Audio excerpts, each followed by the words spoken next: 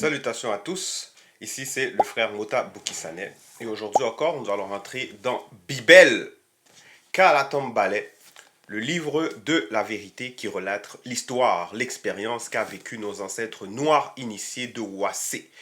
Donc l'Afrique, ce livre merveilleux, c'est l'héritage du peuple noir qui a été restitué par le seul enseignant Zulu Lassan, qui est l'être suprême qui a pris corps, qui a pris forme dans cette réalité du visible afin de nous éclairer et de nous ramener à l'ordre naturel des choses. Donc aujourd'hui, par la permission du Verbe, nous allons rentrer dans l'un des livres des patriarches qui ont marqué cette époque, qui ont marqué en fait toutes les générations. C'est le patriarche qui s'appelait Dalé. Dalé, dans les fausses versions, dans les Bibles falsifiées chrétiennes, il se fait appeler Pierre. Mais nous savons que ici, l'histoire de la Bible, c'est l'histoire du peuple noir qui a été falsifié, modifié par les colons, par les blancs, par les sans-mêlés.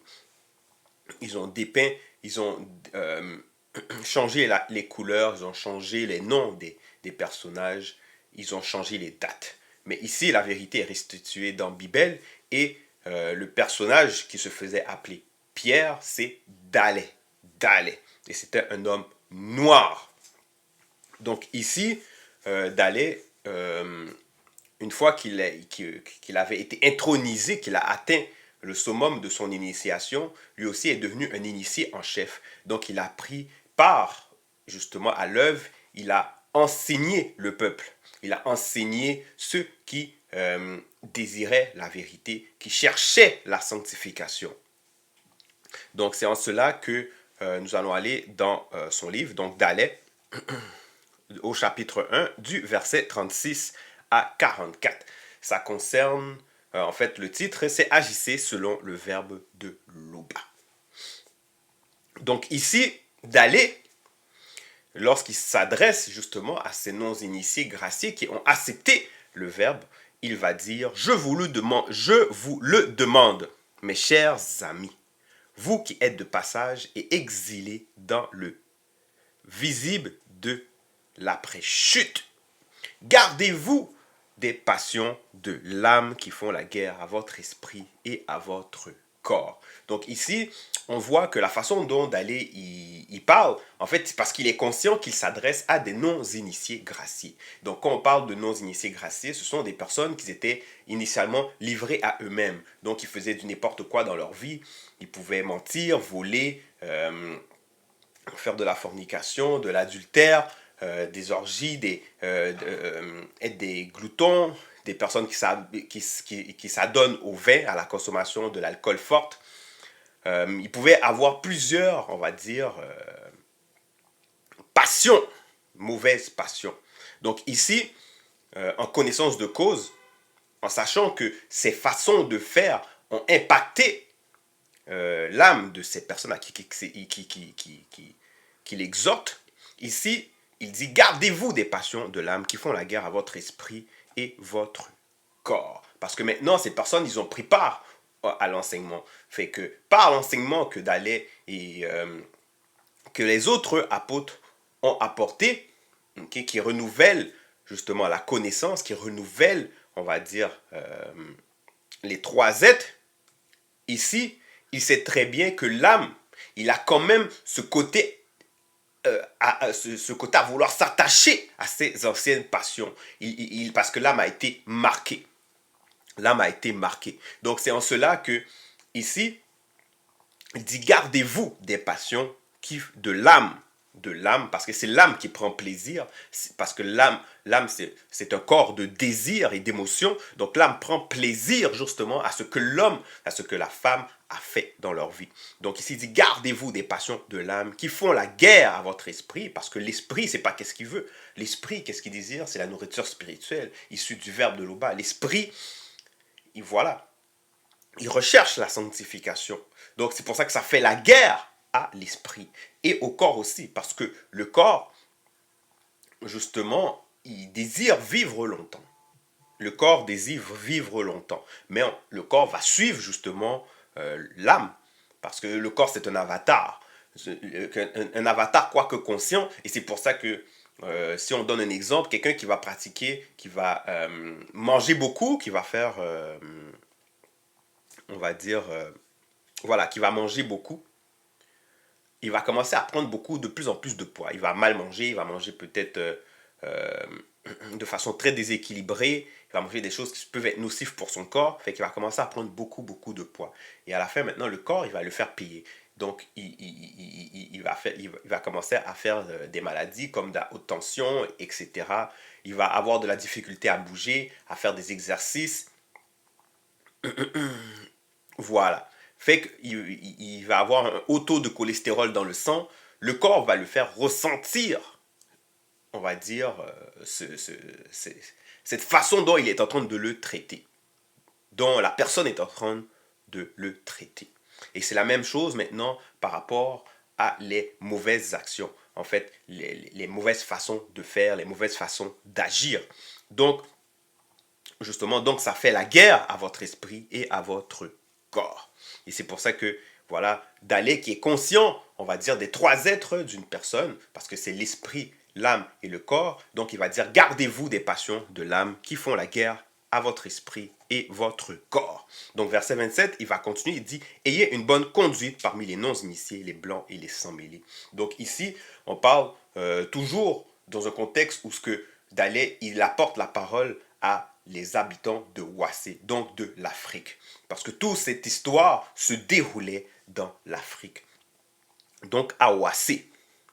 Et il sait qu'à cette époque aussi, parce qu'à cette époque, évidemment, il y avait aussi des blancs, il y avait des sans-mêlés. Donc, ils étaient là. Ils étaient dans, on va dire, la communauté. Pas la communauté qui a accepté le verbe, mais dans, on va dire, parmi le peuple. Donc ici, c'est pour ça qu'il va dire, ayez une bonne conduite parmi les non-initiés, les blancs et les sans-mêlés. Maintenant, quand on parle ici de conduite, on parle de manière d'agir, voilà. On parle de, peu importe où ce que vous pouvez être, que ce soit au travail, à l'école, vis-à-vis de vos proches. Ici, il parle d'avoir une bonne conduite. Et toujours, pour avoir une bonne conduite, cela va de soi. C'est selon ce qui a été établi par le verbe de Loba. Parce que le verbe de Loba, il met en place des lois, des prescriptions, des préceptes, voilà, des commandements pour notre bien. Pour notre bien, pour que l'on puisse être épanoui dans nos trois êtres. Donc c'est en cela que le verbe Dalé va recommander d'avoir une bonne conduite parmi les non-initiés, les blancs et les sans-mêlés. Et cette bonne conduite consiste à ne pas mentir, à ne pas user de l'antivérité contre son prochain, à ne pas voler, à ne pas avoir des comportements, on va dire, sexuellement immoraux, de ne pas avoir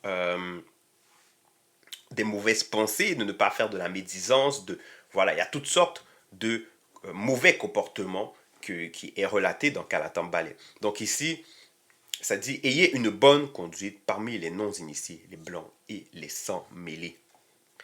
Verset 38, ainsi même s'ils médisent de vous en vous traitant de malfecteurs, parce que ici Dalé est conscient qu'ils vont les traiter de malfecteurs. Mais malfecteurs pourquoi? Parce qu'ils n'adhèrent pas à la même croyance que eux. Nous n'adhérons pas à justement ce que les autres y font.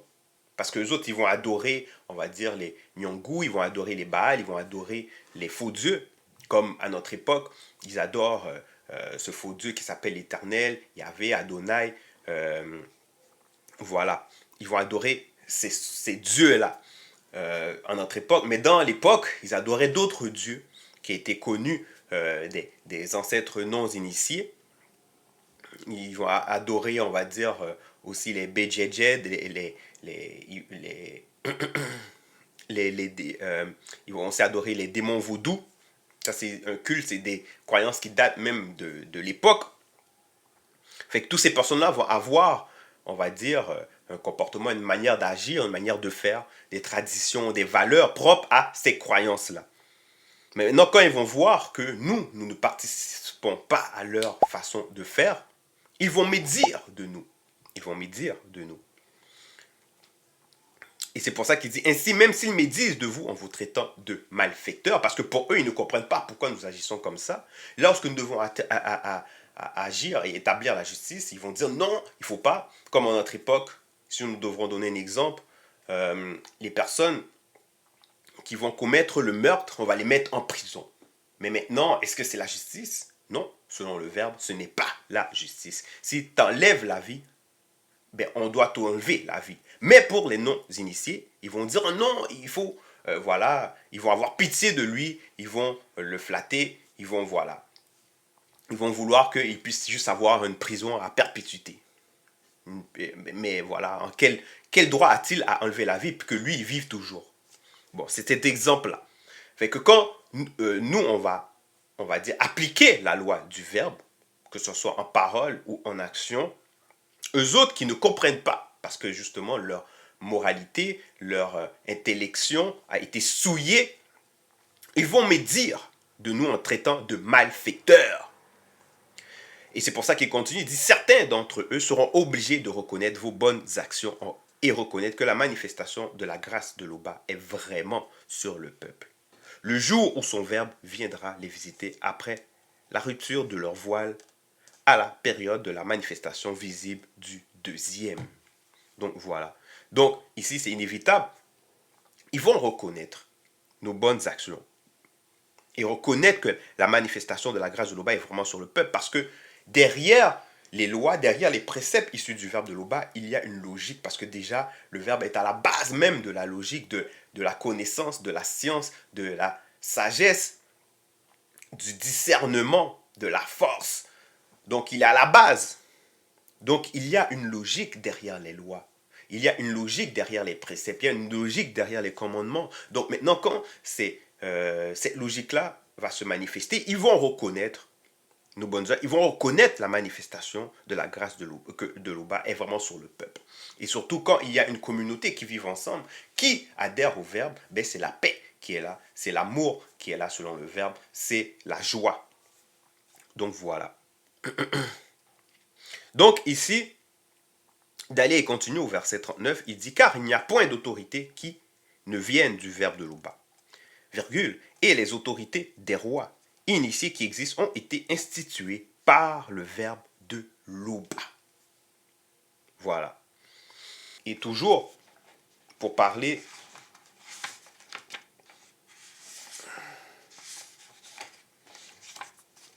des rois initiés, nous allons aller dans Bia là-bas, Mounia, donc qui est proverbe. Ici, c'est Monmon, qui est le fils de Tondo, lui-même qui est l'entité de sagesse, l'assistait, dont il était intronisé, initié par l'entité de sagesse, lui-même a relaté à propos du roi initié. Et voilà qu'est-ce qu'il dit. Il dit, le roi initié parle avec une autorité divine. Il ne se trompe pas quand il prononce un jugement. Le verbe de l'Oba veut que les balances soient justes. Il fixe la valeur des poids. Donc, il fixe, donc, voilà, le roi initié, il fixe la valeur des poids. Le roi initié déteste qu'on agisse mal, car seule la pratique de la justice maintient son pouvoir. Maintient son pouvoir. Donc, voilà, si quelqu'un manifeste l'antivérité, le mensonge, ben, le roi initié, il t'aura en horreur. Donc, verset 13, puisque c'est Bialaba Mounia, chapitre 16, du verset 10 à 15. Donc, le roi initié apprécie qu'on lui parle honnêtement. Il aime ceux qui disent la vérité. Donc, ceux qui veulent garder les informations, qui ne disent pas la vérité, qui, on va dire, même mentent, ben, le roi initié a en horreur. Et surtout, il va savoir que tu mens, que tu caches la vérité. Donc, un roi en colère peut envoyer quelqu'un à la mort. Un homme sage fait tout pour l'apaiser. Un sourire sur le visage du roi est promesse de vie. Sa bonté est comme une pluie rafraîchissante. Ici, c'est pour faire comprendre que les lois que nous avons, les préceptes que nous avons, sont issus de quelque part, sont issus du verbe de l'Oba. Et c'est le verbe de l'Oba qui a instauré justement les rois les rois d'autrefois. Et en notre époque, nous savons que nous avons un visiteur qui est très important. Si nous pouvons regarder justement les prophéties qui ont été données dans Kalatambalé à propos de ce visiteur, il va être dit dans Ésaïe,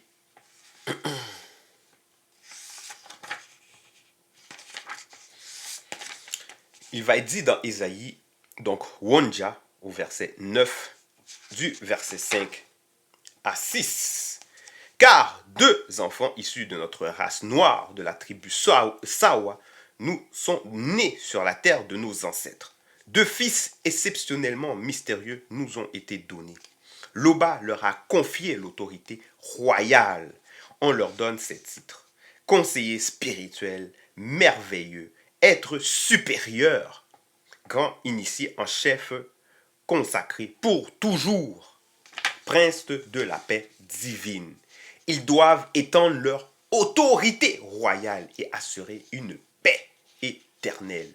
Ils occuperont spirituellement aussi le siège royal de Tondo. Tondo qui est David dans les fausses versions, mais on sait que David c'était un roi qui a marqué son époque, qui était puissant. Donc ici on dit que justement ces deux enfants issus de la race noire, ces deux fils de Loba, ils occuperont spirituellement aussi le siège royal de Tondo.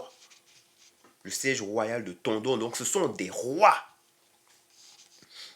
Et même au-delà du titre roi. Donc, et régnant aussi sur son empire pour l'affermir et le maintenir en établissant le droit et l'ordre du verbe de Loba, dès à présent et pour toujours. Voilà ce que fera Loba par son verbe. Donc ici,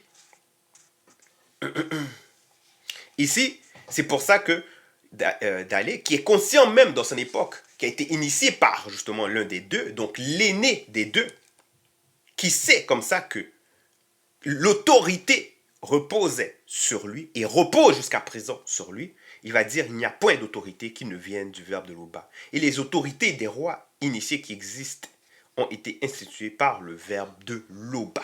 Donc il est conscient même que Tondo, que Mon et que tous ceux qui les ont précédés ou bien qu'ils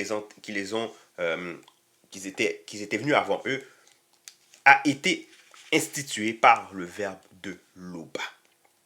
Et en connaissance de cause, il sait aussi que c'est pour ça qu'au verset 40, il va dire, et c'est pourquoi celui qui s'oppose à l'autorité d'un roi initié résiste à l'ordre que le verbe de Loba a établi. Et ceux qui résistent attireront une condamnation sur eux-mêmes.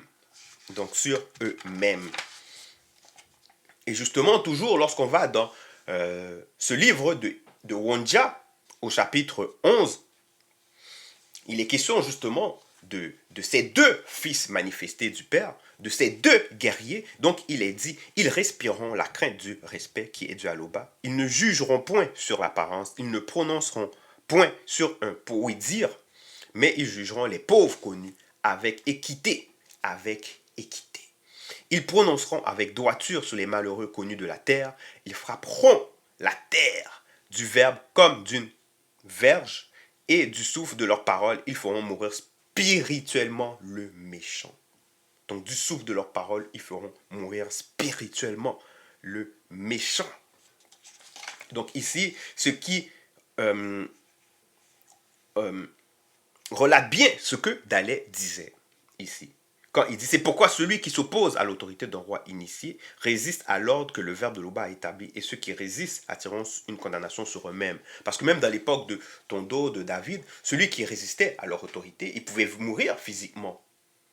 Mais maintenant, ici, nous avons l'un des deux. Et eux autres, ils peuvent bloquer même. Ils ont l'autorité pour bloquer celui qui s'oppose à la justice divine, qui s'oppose au verbe de Loba. Donc, ils n'auront point part à la vie éternelle, donc à Longela Bundea. Ils peuvent bloquer. Fait qu'ils ne rentreront pas dans le grand ordre des choses. Ici, il dit, ils feront mourir spirituellement le méchant. La justice sera spirituellement la ceinture de leur hanche et la fidélité la ceinture de leur rein. Donc voilà. Et c'est pour ça que, en connaissance toujours de cause, Dalai va dire en effet, pratiquez le bien. Pratiquez le bien. Le bien, c'est ce qui est bon, c'est ce qui est pur. En fait, c'est la sainteté.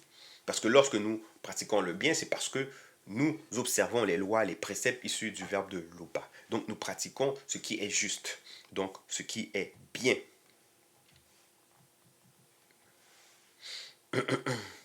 Donc c'est la perfection.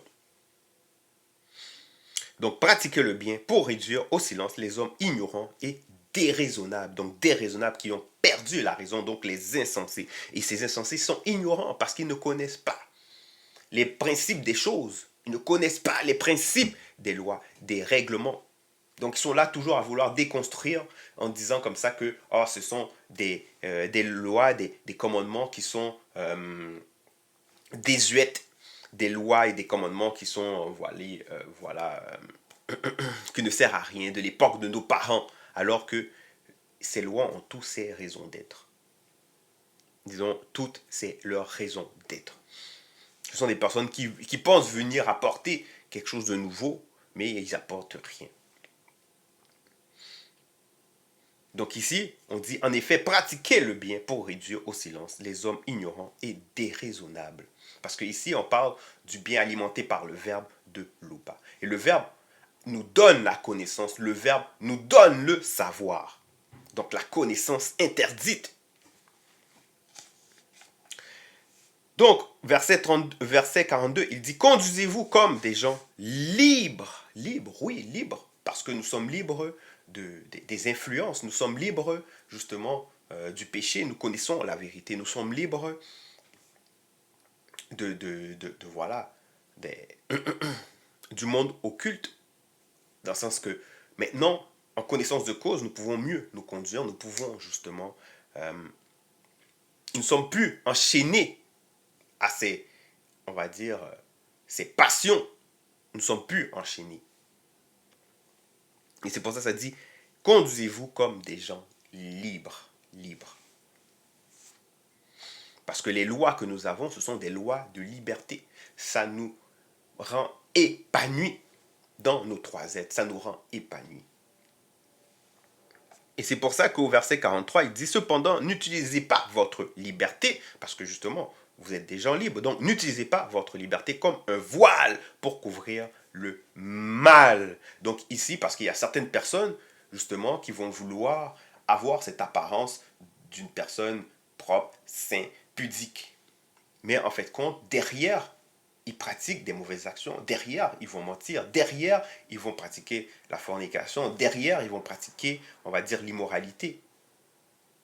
Voilà. Mais devant le monde, devant les initiés, devant les non-initiés graciés, devant, on va dire, les initiés, ils vont justement utiliser cette liberté comme un voile. Ils vont utiliser justement une fausse apparence. Il y a plusieurs personnes qui vont dire le salut, il est personnel. Le salut, il est personnel. Donc c'est une façon de vouloir justifier, d'utiliser leur liberté pour couvrir le mal. Donc aux autres, comme ils vont dire le salut est personnel, ils vont faire ce qu'ils ont à faire. Mais c'est que les comportements qu'on peut avoir vont impacter. Donc s'il y a tel frère ou telle sœur que normalement, qui aurait pu venir à la vérité, mais à cause de cette personne qui agit mal, la personne, il va y repenser à deux fois. Il va dire non, non. C'est comme les autres croyances. C'est comme ce que je connais. Alors que c'est différent. C'est parce que la personne a un mauvais fond. Donc ici, on voit que le salut, certes, il est personnel, mais quand tu utilises ta liberté pour couvrir le mal, ben, ça va impacter le monde qui regarde. Si, on va dire, tu as des frères, tu as des sœurs, tu as une maman, un papa, des amis, des collègues de travail, ben ceux qui sont là, qui regardent, qui observent ton comportement, ils vont dire non, non, non, non. Donc, même encore jusqu'à aller dire le salut est personnel quand tu fais mal à un frère ou une sœur, mais là, le salut n'est plus personnel, là, puisque tu as impacté un frère, tu as impacté une sœur par ton mauvais comportement. Donc voilà, ici, c'est pour ça que Daley dit, cependant, n'utilisez pas votre liberté comme un voile pour couvrir le mal. Donc le salut est personnel, oui, mais il y a des limites. Donc c'est pour ça que Daley, qui est informé par rapport à cette façon de faire, va dire, cependant, n'utilisez pas votre liberté comme un voile pour couvrir le mal. Pour couvrir le mal. Mais agissez selon le verbe de Loba. Agissez selon le verbe de Loba. Donc ça veut dire manifester la crainte du respect qui est due à Tété, à Loba. Verset 44, respectez-vous selon le verbe, aimez vos frères en la foi. Aimez vos frères en la foi. Ici, c'est pas aimer, c'est pas l'amour du monde, comme eux autres, ceux qui vont prôner, voilà, toutes sortes de déviances. Non. Ici, on parle de l'amour selon le verbe. Donc, aimez vos frères en la foi. En la foi. Donc, la foi, c'est obéir, c'est doubet. Donc, ceux qui appliquent, ceux qui manifestent la crainte du respect qui est dû à Loba. Donc, adorer Loba, parce que l'adoration ne revient qu'à Tété seul, à Loba seul, et respecter tous les rois initiés. Respecter tous les rois initiés.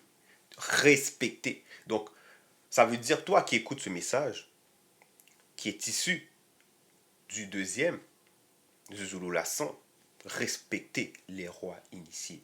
Parce que nous avons à notre époque celui qui détient l'autorité royale.